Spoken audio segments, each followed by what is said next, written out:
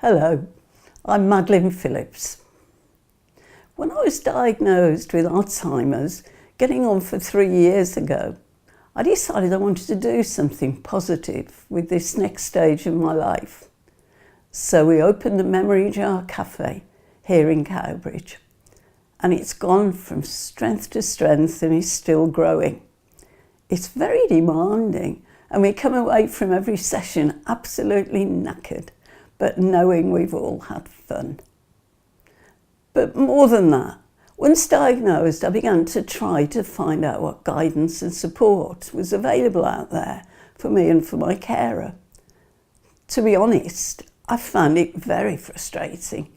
The more we dug, the more we found that there were all sorts of things going on and all sorts of helpful people around, but none of it seemed to be coordinated or to provide a clear programme of care. We could search it out, but what about so many others living with dementia, but without the ability to ask the questions and making themselves a nuisance as we could and did? People still come to us who are quite lost. So I've thrown myself into working groups, research projects, sessions with student clinical psychologists, student nurses, government committees, and so on. And 2.5 years ago, not long after I'd been diagnosed, I was at a meeting where we were talking about all sorts of bits and pieces about dementia. I felt we needed to look at the bigger picture, and I put together a few notes about ideas for the way forward.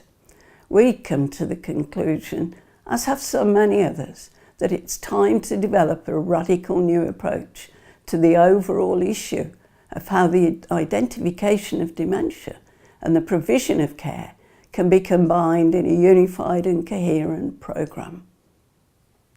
The notes were picked up by the head of innovation from the Cardiff and Vale University Health Board, who was at the meeting.